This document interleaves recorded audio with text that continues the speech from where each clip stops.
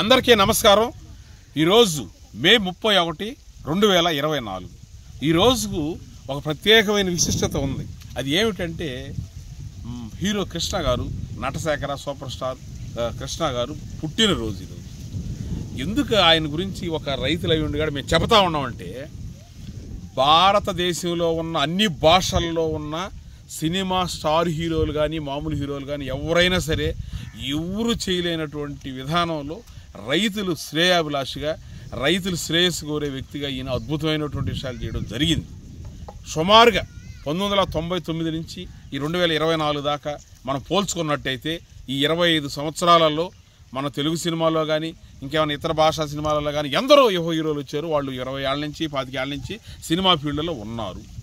వీళ్ళు ఈ రోజుకి ఈ 25 ఏళ్ళ చరిత్రలో కానీ 20 ఏళ్ళ వాళ్ళ క్యారియర్లు కానీ ఏదన్నా ఒక్క సినిమాలో అన్నా రైతు హీరో పాత్రగా ఉండేది, రైతు పాత్రలు పోషించారా అనే వాళ్ళు ఎవరైనా చేతులు ఎత్తానంటే ఒక్కరికాడి చేతులు ఎత్తలేని పరిస్థితి। ఎందుకంటే ఆ రైతు పాత్రలు వేసేవాళ్ళే లేదు।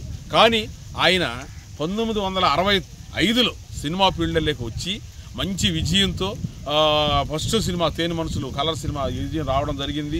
ఈ మన తెలుగు సినిమా రంగంలో ఎన్నో నూతన కొత్త విధానాలు ఆయన ద్వారా రావడం జరిగింది। సుమారు ఈ విధంగా కౌబాయ్ సినిమాలు కానీ, గూఢాచార్యులు కానీ, జేమ్స్ బాండ్లు కానీ ఈ విధంగా ఎన్నో కొత్త ప్రయోగాలన్నీ చేయడం, అవన్నీ విజయవంతం కావడం, మోసగాడు కానీ ఫస్ట్ సోషల్ సాంఘికాల కలర్ తేనె మనసులు అది ఆయన హీరోగా నటించిన సినిమా, మోసగాడు మొదటి కౌబాయి, గూఢాచార్య సినిమా అది 116 అది ఆ విధంగా నేర పరిశోధన సినిమాలు, ఈ విధంగా 70mm cinema colour scope Palluru Sitaramaraju ఇటువంటి గొప్ప సినిమాలని తీసిన వ్యక్తి ఆయన। ప్రతి ఒక్క ఈ మాట్లాడే వీడియోని రైతు అన్ని గ్రూపుల్లో కూడా వదలంటే ప్రతి రైతు సోదరులు చూడాల్సింది। ఎందుకంటే ఆయన 1965 నుంచి 95 దాకా 30 సంవత్సరాల్లో 300 సినిమాలు తీయడం జరిగింది। ఆయన 30 సంవత్సరాలలో 30 సినిమాలు రైతు హీరోగా తున్నుకొట్టుతుంటే రైతు పాత్రలు పోషించడం అద్భుతంగా చేయడం జరిగింది। ఈ విధంగా రైతులు పాత్రలు వేసి హీరో నాకు తెలిసి భారతదేశంలోని అన్ని సినిమాలు నెంబర్ ఆఫ్ సినిమాలు తీసిన వాళ్ళు ఎవరు లేరు, తీసుకున్నారు కొంతవరకు తీశారు। ఆయన అంత ప్రాణంగా ఉండేది। 2 సార్లు ఆయన డౌన్ ఫాలోయింగ్ వచ్చినప్పుడు అల్లూరు సీతారామరాజు సినిమా అద్భుతమైన హిట్ అయింది। ఆ తర్వాత వరుసగా 14 సినిమాలు ఫెయిల్ అయినాయంట। తర్వాత ఇక నా సినిమా ఫీల్డ్లో ఈయన నిలదొక్కుంటాడా అనుకున్న సందర్భాల్లో మన వ్యవసాయం మీద పాడి పంటలని ఒక సినిమా తీయడం జరిగింది।